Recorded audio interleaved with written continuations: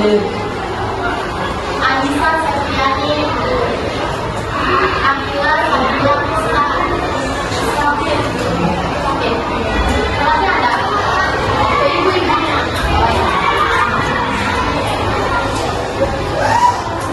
Asima Dudara, Ayuni Siti Wulandari,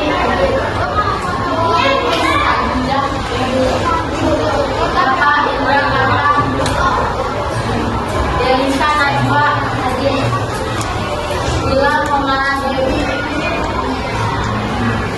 Elmira Nakuni,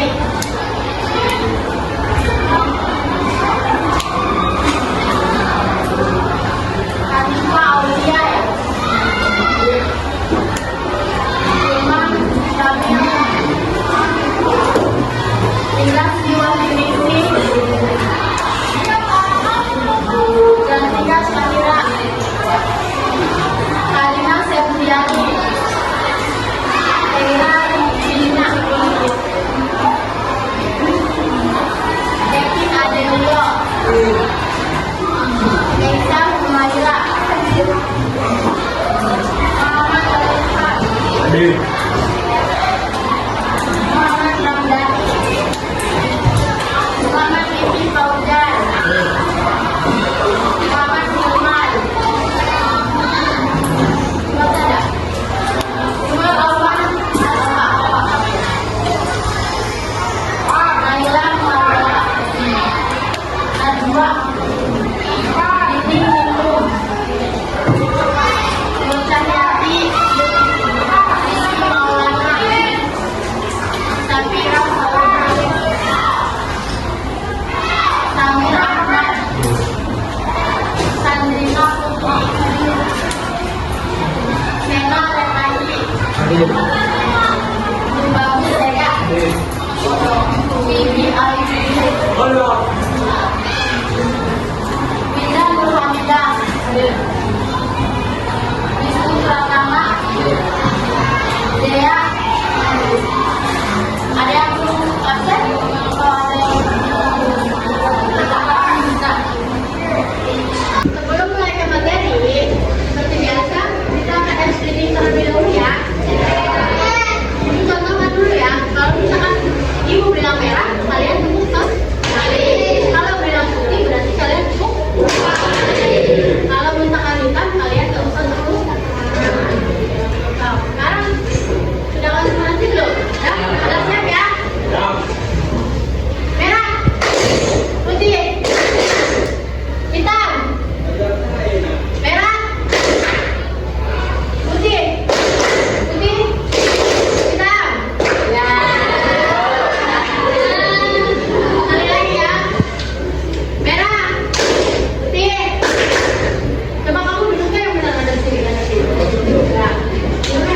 Apa mau kalian dudukkan? Nah, sekarang mau lagi. Merah, putih, hitam. Anak-anak, minggu lalu kita sudah belajar mengenali karakteristik berbagai media informasi, ya. Terutama apa kan? Berita, cetak, ada yang masih ingat pengertian berita cetak dari? Sok bacain deh, sok silakan. Cetak adalah berita yang dicetak di atas kertas, misalnya koran dan majalah. Nah, berita cetak adalah berita yang dicetak di atas kertas. Contohnya apa? Nah, jawaban dari Nini betul ya. Kalau berita cetak adalah berita yang dicetak di atas kertas. Contohnya majalah sama koran. Ada yang tahu nggak pengertian dari berita daring? Ya, Amel, silakan. Berita daring adalah berita yang diakses melalui internet menggunakan handphone atau laptop. Ya, jawaban sama betul ya. Tujuan pembelajaran hari ini, kalian mampu menyajikan informasi dalam bentuk infografik atau laporan tulisan, serta mampu menyampaikan pendapat tentang isu lingkungan dengan baik dan santun ya. Nah, sebelum membuatkan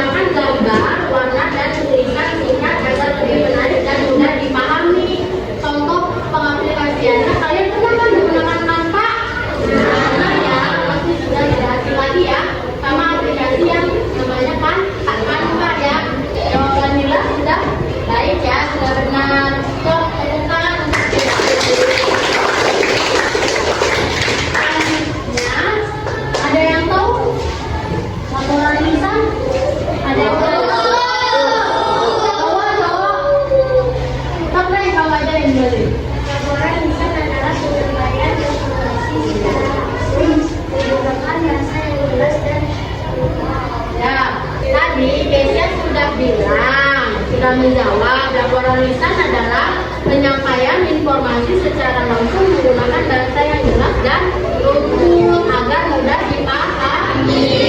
Ya. Nah, jika kalian semua melakukan presentasi lisan, kalian harus memperhatikan kontak mata, ya, kontak mata, ya. Sambil perhatikan dulu ya, ibu lagi menjelaskan. Ini ada temannya yang tadi menjawab. Jika melakukan presentasi lisan, kalian harus memperhatikan kontak mata, intonasi suara, dan cara berbicara agar audiens mudah memahami informasi. Nah, sekarang untuk tugas hari ini kalian dibikin kelompok lagi kayak minggu kemarin, ya. Nanti kalian boleh pilih antara infografik atau laporan tulisan atau laporan lisan, ya. So, silakan buat kelompok lagi.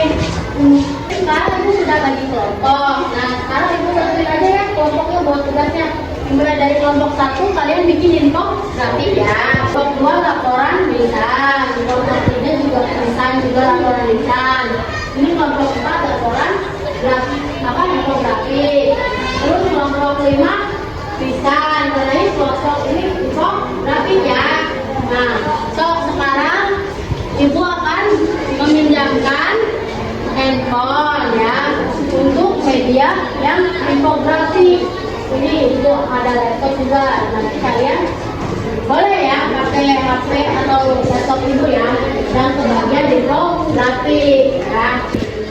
Sudah ibu bagi kelompok, ya. Nah, nanti yang infografik boleh ibu pilih pakai handphone atau pakai laptop. Kalau yang dapatnya laporan lisan, kalian bisa lihat di LKS kontennya laporan lisan, ya.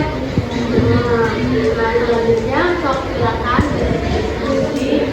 Siapa yang mau presentasi, siapa yang mau ngomong, siapa yang ini, ya. Tunggu tugas sekitar 10 sampai 15 menit kalian untuk ngedit, ya. Sekarang silakan kalian mulai menentukan temanya di lingkungan yang ingin dibahas, misalnya banjir, sampah plastik atau lingkungan tercemar lainnya, ya. Sok silakan. Terus gunain informasi yang sudah kalian ketahui atau yang pernah kalian baca pada berita tentang atau berita daring, ya. Sok yang lain perhatikan dulu, ya. Coba gunain gambar. Coba gunain gambar yang menarik, tapi jangan terlalu ramai, ya. Tulisan poin penting saja kan sudah dipahami. Kalian temanya kurangi tanpa baca sama dulu, ya.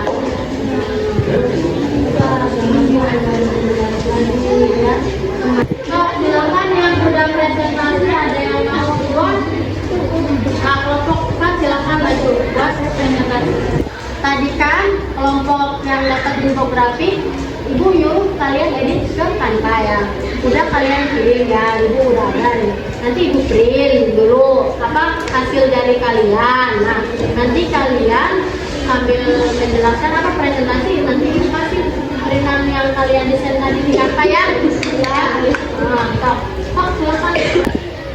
Kelompok 4, ya, sok silakan. Ini infografiknya ibu. Assalamualaikum warahmatullahi wabarakatuh. Waalaikumsalam warahmatullahi wabarakatuh. Selamat pagi teman-teman. Hari ini kami akan mempresentasikan infografik tentang cara mengurangi sampah plastik. Sebelumnya perkenalkan, nama saya Sabrina Putri Ramadhani. Saya Najwa Madrasah. Saya Karin Sekiani. Saya Tila Purana Dewi. Saya Najwa. Saya Tila Purana Hafidah.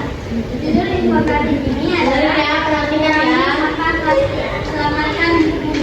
Infografik ini berisi beberapa cara sederhana untuk mengurangi penggunaan plastik dalam kehidupan sehari-hari.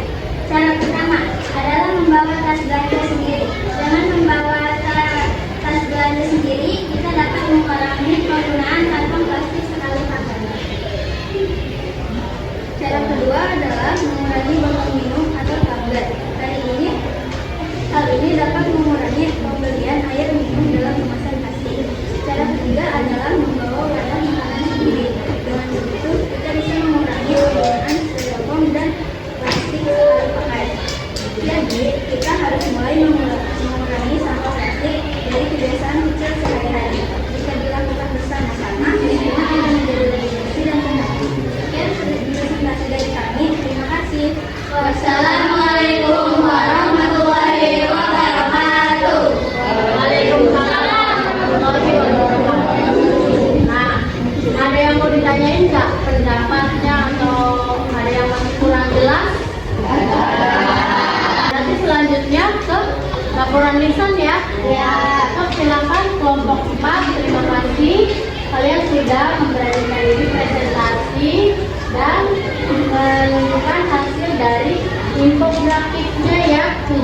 bagus ya. Sudah jelas ya gambarnya ya? Sudah bagus ya? Kalian senang nggak bacanya? Senang ya, senang ya. Oh, kelompok 1 dan kelompok 4 silakan duduk. Oh, mulai. Selanjutnya untuk kelompok 2, katanya mau apa? Laporan lisan ya, dapat laporan lisan ya. Nah, ini perwakilan aja ya. Untuk temannya siapa yang mau berbicara. Nah, ya nanti kamu ambil, kamu ke depan. Nah, nanti teman-temannya perhatikan ya, tolong semangatin ya. Iya, suaranya ya. Nah, silakan kelompok 2 presentasi ada yang mewakili. Sok maju. Selamat pagi teman-teman.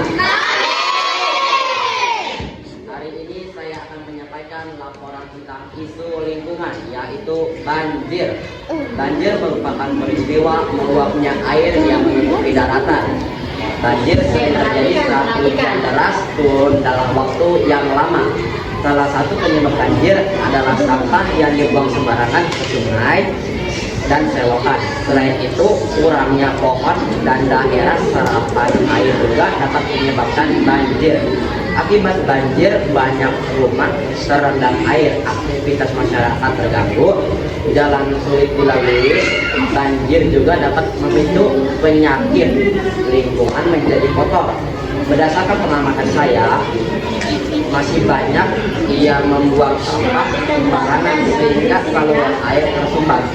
Untuk menjaga banjir, kita dapat melakukan beberapa cara seperti membuang sampah pada tempatnya, membersihkan selokan secara rutin, menanam pohon, dan juga mengurangi penggunaan plastik.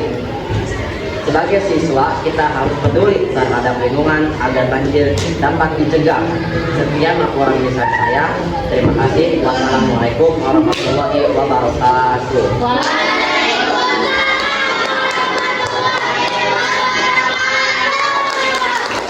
Kelompok 2 telah menyampaikan presentasinya laporan lisan tentang banjir ya. Itu tadinya ya. Kelompok semuanya berarti sudah presentasi ya. Dari pembelajaran hari ini kita mengetahui bahwa informasi dapat disampaikan